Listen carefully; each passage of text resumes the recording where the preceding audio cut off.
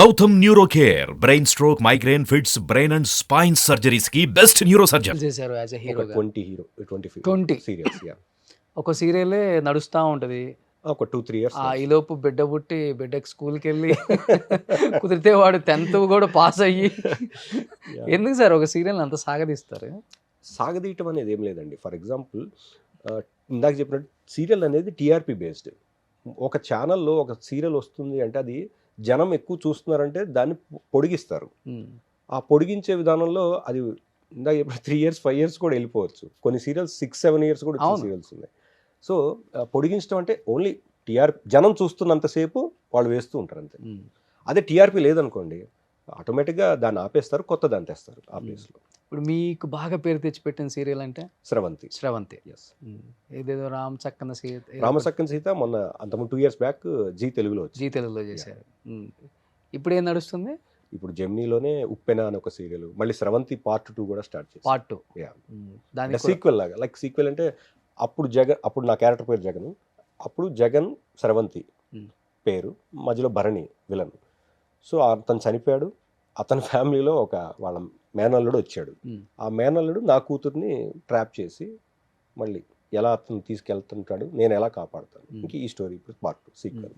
బాగానే ఉంటాయి సార్ సినిమాల్లో రెమ్యునరేషన్స్ ఉంటాయి అంటే సీరియల్స్లో కూడా. ఇప్పుడు సీరియల్లో అంటే హైయెస్ట్ రెమ్యునరేషన్ తీసుకునేది మీరే అంట కదా? ఏమో నాకన్నా తీసుకునే వాళ్ళు ఉన్నారు డెఫినెట్గా. ఎందుకంటే సినిమా నుంచి వచ్చిన వాళ్ళు ఫర్ ఎగ్జాంపుల్ హీరోయిన్స్ కావచ్చు, వాళ్ళు చాలా బాగా తీసుకుంటారు. ఇంకెక్కడ హీరోయిన్స్ సార్? ఇప్పుడు అంతా కన్నడ బామలే కదా సార్. అఫ్ కోర్స్, కానీ ఉన్నారు కొంతమంది రేర్గా అక్కడక్కడ ఉన్నారు. అంటే వాళ్ళ అంటే అఫ్ కోర్స్ ఇప్పుడు ఇన్స్టాలో వీళ్ళు పాపులర్ ఇట్లా అయితే కనుక వాళ్ళకి కూడా పేమెంట్స్ బాగా ఉంటున్నాయి. They are demanding.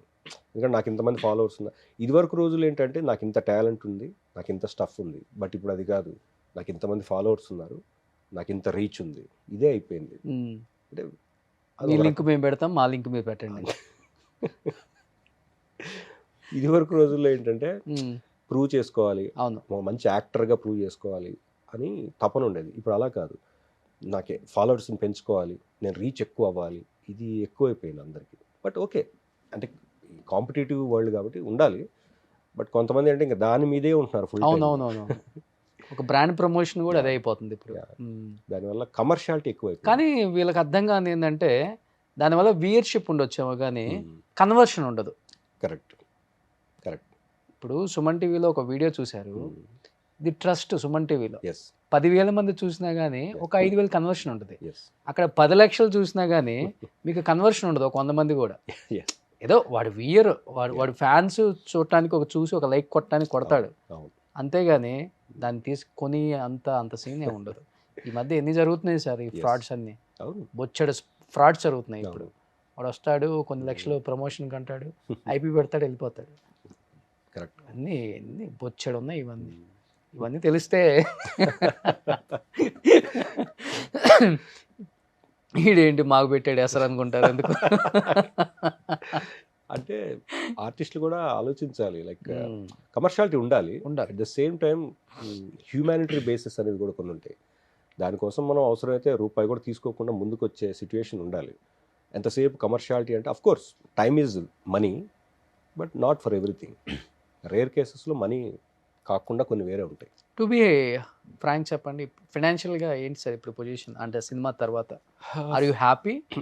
Not so happy, but I'm once again I'm working. So right now ఆస్తులు ఏమైనా అమ్మాల్సి వచ్చిందా? ఆస్తుల కోసం? ఆస్తులు ఉంటే కదా అమ్మాలి. సొంత ఇల్లు ఉందా సార్? లేదండి, ఇందాక చెప్పాను కదా, ఇప్పుడు వరకు సొంత ఇల్లు లేదు. అంటే ఉండేది 2010లో ఒక అపార్ట్మెంట్, అది అమ్మేశాను. 11లోనే అమ్మేశాను. ఓకే. ఆ తర్వాత ఇప్పుడు మళ్ళీ ప్లాన్ చేయాలి, చిన్నగా సెట్ చేసుకుని. ఎందుకని సార్? ఎందుకని అంటే ఇన్ని సంవత్సరాల నుంచి చేస్తున్నప్పుడు కూడా ఎందుకు ఎక్కడన్నా తప్పిదం అంటే జరిగి ఉంటుంది కదా? తప్పిదం ఉంటుంది, అంటే నేనేమి మానవాతీతుడిని కాదు. ఏదో లోతుగా అడుగుతున్నాను, తప్పు అనుకోవద్దు, అడగాలి, అట్లీస్ట్ తెలియాలి మీ ఇప్పుడున్న ఇండస్ట్రీకి కూడా. అంటే ఎలా చెప్పాలంటే ఇప్పుడు టెలివిజన్లో సో కాల్డ్ హీరోగా చేసిన అందరూ వెల్ ఎస్టాబ్లిష్డ్ అని అనుకుంటే పొరపాటే. ఓకే. హానెస్ట్గా చెప్పాలంటే టెలివిజన్లో ఎవరు సక్సెస్ఫుల్ అంటే యాంకర్స్. ఓకే. నెంబర్ 1. వాళ్ళకున్నంత ఎస్టాబ్లిష్మెంట్ ఇంకోళ్ళకు ఉండదు. ఎందుకంటే they have number of opportunities. అంటే యాంకరింగ్ వాళ్ళు షోలో చేస్తారు, ఛానల్లో చేస్తారు, బయటికి వెళ్ళి చేస్తారు, లేకపోతే ఎవరైనా పిలిస్తే చేస్తారు వాళ్ళ దాని కమర్షియాలిటీ బట్టి. బట్ టెలివిజన్ ఏమైపోతుందంటే ఒక 10 రోజులు చేయాలంటే ఇక్కడే చేయాలి, ఇంకెక్కడికి వెళ్ళటం లేదు. మార్నింగ్ 8 o'clock వెళ్తే నైట్ 9-10 వరకు అక్కడే ఉండాలి. బట్ డే అక్కడ అయిపోయింది. ఇంకా అంటే you are bonded with that day, with that payment, nothing else. Night 12 అయినా 1 అయినా ఉండాలి. అంటే నేను యాంకర్స్ని తక్కువ అనట్లేదు, వాళ్ళ కష్టం తక్కువ, వాళ్ళు చాలా కష్టం. ఎందుకంటే వాళ్ళు నుంచి అరుస్తూనే చేస్తూనే ఉండాలి, యాక్టివ్గా ఉండాలి. కానీ దాని తగ్గట్టు వాళ్ళు కూడా they are demanding and they are earning good money. Even cinema వాళ్ళు కూడా 4-5 షిఫ్ట్లు కూడా చేస్తారు. 4 hours ఒక షెడ్యూల్, 4 hours ఒక షెడ్యూల్. కరెక్ట్. బట్ పాప సీరియల్ వాళ్ళకి ఇలా ఉండదు. సీరియల్ మార్నింగ్ 6కి వెళ్తే నైట్ 9 వరకు అక్కడే ఉండాలి. సో వాళ్ళకి ఆ అవకాశం తక్కువ ఉంది, అంటే ఎర్న్ చేసుకునే అవకాశం తక్కువ ఉంది. బట్ ఇప్పుడు వచ్చిన ప్లాట్ఫామ్స్ వల్ల మేబీ సీరియల్లో వాళ్ళు కూడా ఈ సోకాల్డ్ ఇన్స్టా ఇవి వచ్చినప్పుడు రీల్స్ ద్వారా వాళ్ళు ఆ టైం స్పెండ్ చేసుకుని అక్కడ కొంచెం సోర్స్ వెతుక్కుంటున్నారు. బట్ నా విషయానికి వస్తే నేను ఎక్కడ first I'm not active in social media. So దానివల్ల ఏంటంటే నేను ఫస్ట్లో ఇన్స్టా వచ్చినప్పుడు కూడా నేను దాన్ని మనకెందుకు ఇన్స్టాలు ఇవన్నీ ఎందుకు అనే ఫీల్డ్లో ఉండిన వాడిని. బట్ ఇప్పుడు అది రిగ్రెట్ అవుతున్నాను లేట్గా. బట్ ఎనీవేస్ ఓకే, లేట్గా కూడా స్టార్ట్ చేయొచ్చు, తప్పలేదు. బట్ మనకేంటంటే మన మీద ఒక ఇంప్రెషన్ ఉంటుంది ఒక యాక్టర్గా. నందకిషోర్ చాలా ఫ్యామిలీ ఓరియంటెడ్గా చాలా ఇదిగా ఉంటాడు. అలా మనం వెక్కిలిగా దిగజారిపోయాడు. దిగజారటం అంటే ఇప్పుడు బిగ్ బాస్ లో ఒకరితో పులిహార కలుపుకొని ఇన్స్టాలో రీల్స్ చేసి అవి పోస్ట్ చేసి ఆ ఫాలోవర్స్ వచ్చి పెయిడ్ ప్రమోషన్స్ వచ్చి కొలాబ్ అయ్యి అంతే కదా సార్. సో అంటే మేబీ చేసేవాళ్ళు తప్పనట్లేదు, నేను అలా చేయలేకపోయాను. ఇన్హిబిషన్స్ అంటారు కదా, నాకు కొన్ని ఎక్కువ సిగ్గు బిడియం ఇలాంటివి వాటిలో నేను చుట్టుకుపోయాను. బట్ అలాని అస్సలు చేయకుండా ఉండడం తప్పు. ఏవో కొన్ని నాకు సెట్ అయ్యి నేను చేయాలి. యాక్టివ్గా ఉంటేనే కదా ఎవరైనా చూస్తారు. మనం డల్గా ఇలా కూర్చుంటే ఎవరు పట్టించుకోరు. సో మనకున్న స్ట్రెంత్లో మనం ఏదో ఒకటి చేస్తూ కొంచెం ఇంప్రెషన్ ఇవ్వటం. ఎందుకంటే ఆల్రెడీ నేను ఇన్ని చేశాను, 20 ఏళ్ళ నుంచి ఉన్నానని చెప్పుకోవడం కాదు, ఇప్పటికి ఏం చేస్తున్నావు అనేది ప్రూవ్ చేసుకోవాలి. Everyday you should prove something now days. అలా అయిపోయింది సిచ్యువేషన్. సో ఆ ఇదిలో okay I'm fighting back. And fighting spirit అనేది చావకూడదు మనిషిలో.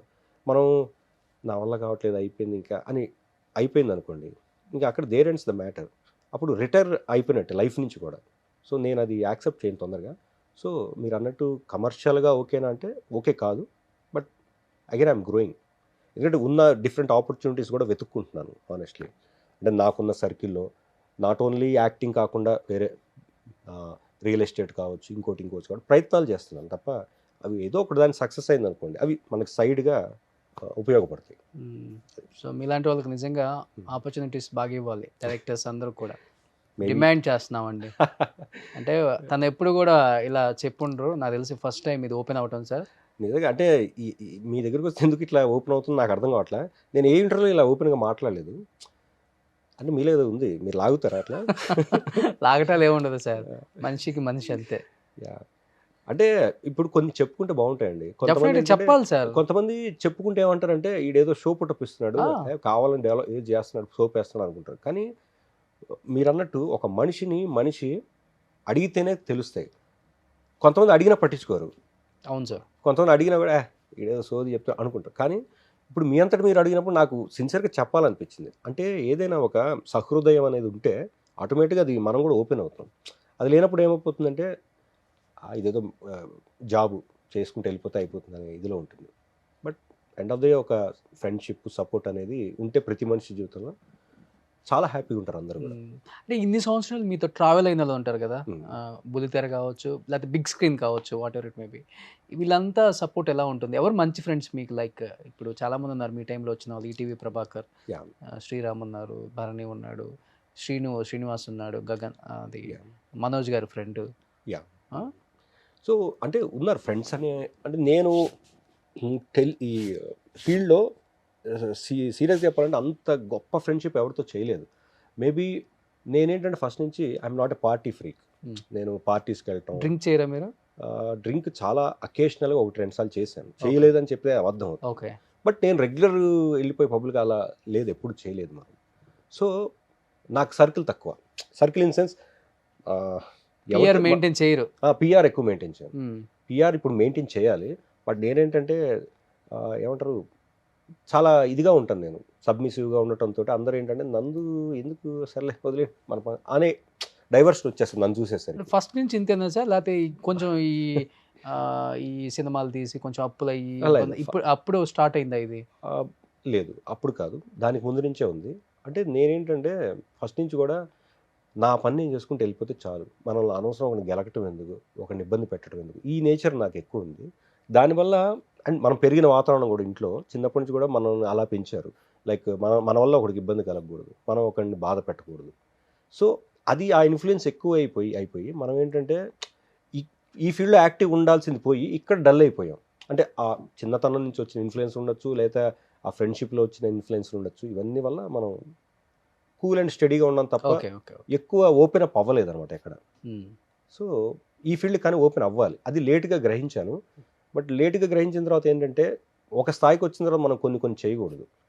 ఎందుకంటే మన మీద ఉన్న ఇంప్రెషన్ని మనం అది మెయింటైన్ చేయాలి వీలైతే.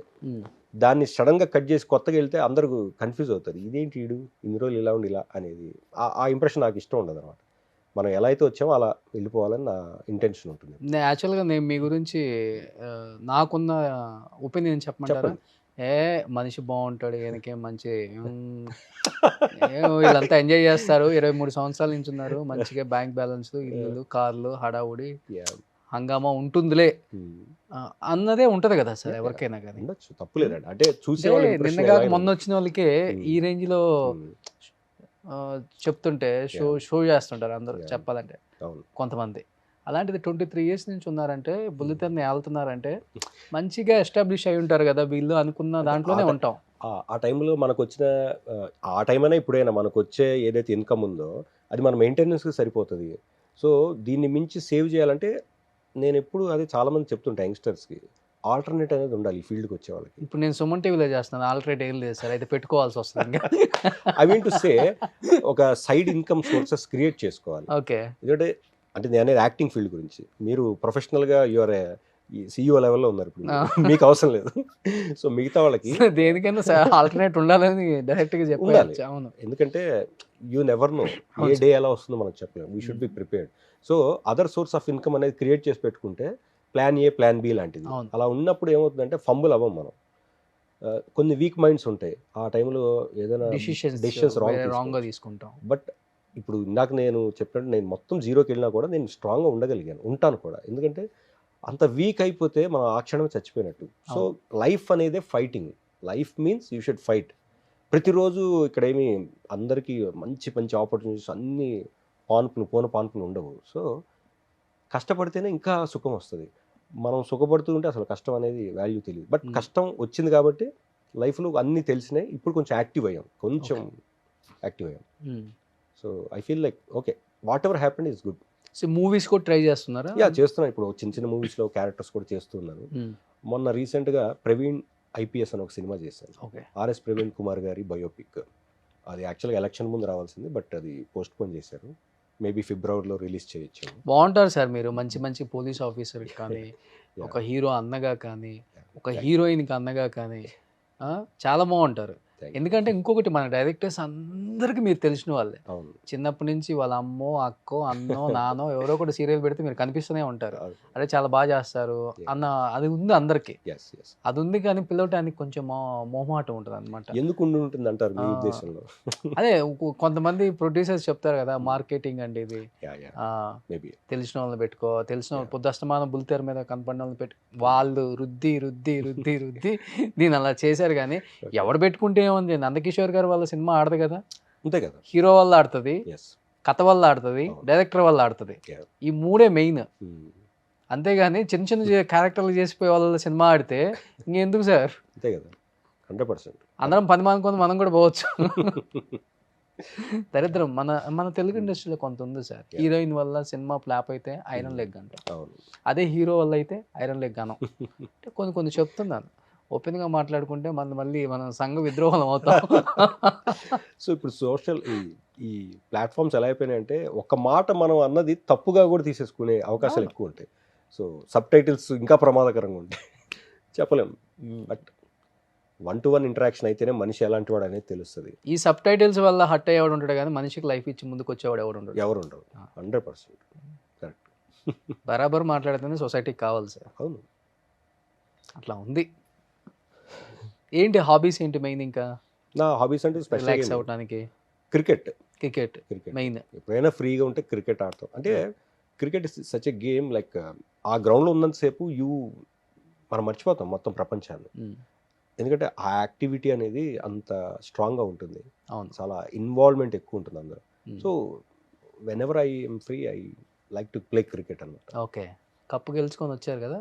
యా, అది మొన్న లాస్ట్ టైం కప్పు కొట్టినప్పుడు. ఓ, ఇది మీ టీమా sir? Yeah, CCL Telugu warriors. CCL team అనేది కూడా. Telugu warriors team. సో అందరం కలిసి ఇది ఎక్కడ నార్త్ లో ఆడారు లాస్ట్ మొన్న వైజాగ్ లో అయింది. కరోనా తర్వాత ఒకటి ఆడారు. అంతకుముందు నార్త్ లో ఆడారు.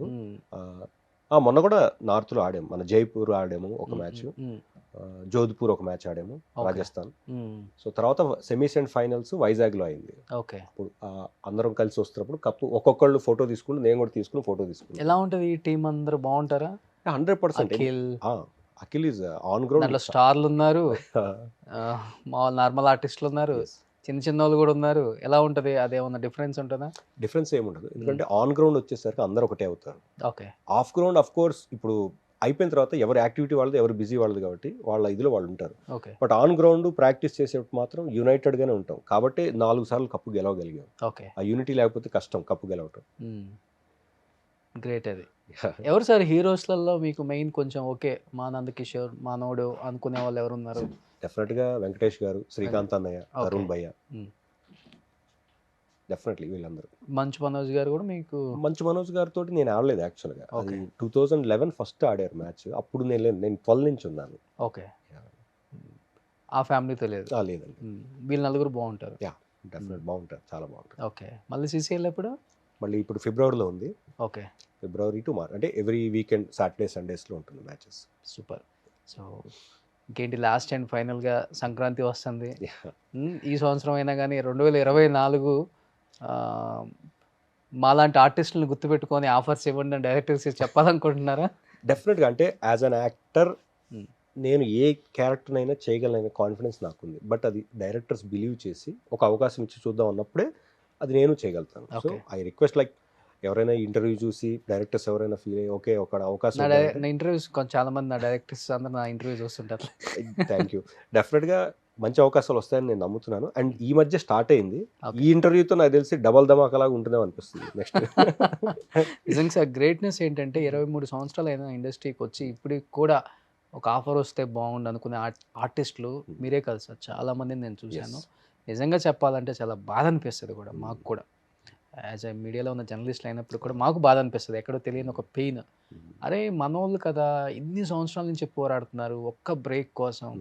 ఒక బ్రేక్, ఒక ఆఫర్ ఇస్తేనే కదా బ్రేక్ వచ్చేది రాని తెలిసేది. ఎవరెవరికో ఇస్తున్నాం, మనోడికి ఇవ్వడానికి ఏంటి అని చాలామంది కనపడ్డోడికి చెప్తూనే ఉంటాం. డైరెక్టర్స్ని కూడా ఇంటర్వ్యూస్లో అడుగుతూనే ఉంటాం. అదేంటి మనోళ్ళ దగ్గర టాలెంట్ ఉంటే మేము అందరం రెడీగా ఉన్నాం, ఎందుకు ఎక్కడెక్కడి నుంచో తెచ్చుకోవాల్సి వస్తుంది, మేము కూడా మాకు ప్రొఫైల్స్ రావట్లేదు సరైనవి అంటున్నారు. సో అది ఎక్కడ మిస్టేక్ మాకైతే తెలియదు. మేబీ తొందరలో అందరికీ మంచి రోజులు రావాలి ఈ ఇయర్ నుంచి, సంక్రాంతి నుంచి. సో డెఫినెట్గా మీకైతే వస్తాయి sir. Thank you so much. So మూవీస్లో కనిపిస్తారు డెఫినెట్గా. 24 మంచి మంచి మూవీస్ చేయాలి. ఎవరు మీకు ఇష్టమైన హీరో? మెగాస్టార్ చిరంజీవి గారు. అవునా? ఎస్. ఓకే. అంటే నాకే కాదు, నాకు తెలిసి నా ఏజ్ గ్రూపు, నా తర్వాత వచ్చిన వాళ్ళు వీళ్ళందరికీ కూడా మెగాస్టార్ ఇన్స్పిరేషన్ ఉంటారు. ఎందుకంటే అంటే ఊహ తెలిసినప్పటి నుంచి హీరో అంటే ఆయనే, మనం చూసిన సినిమాలు. సో కొన్ని లక్షల మందికి ఆయన ఇన్స్పిరేషన్. అలాగే నాకు కూడా. ఆయన సినిమా అలా చూసేస్తూ హైదరాబాద్ వచ్చేసిన వాళ్ళు చాలా మంది ఉన్నారు. నాకు ఇప్పటికీ ఆయన సినిమాలో ఒక మంచి చిన్న రోల్ చేసిన చాలానే ఉంది. ఓకే. ఒక అవకాశం కోసం చూస్తాను. అవునా? ఎస్, డెఫినెట్గా వస్తుంది సార్. హోప్ఫుల్లీ రావాలని కోరుకుంటున్నాను. అండ్ ముందుగా మీకు సంక్రాంతి శుభాకాంక్షలు, మీకు మీ కుటుంబ సభ్యులకి. థ్యాంక్ యూ అండి. అండ్ డెఫినెట్గా మిమ్మల్ని మంచి మంచి సినిమాల్లో ప్రమోషన్కి వచ్చి ఇంటర్వ్యూ చేయాలని కోరుకుంటున్నాను. థ్యాంక్ యూ నందు భయ్య. Thank you so much.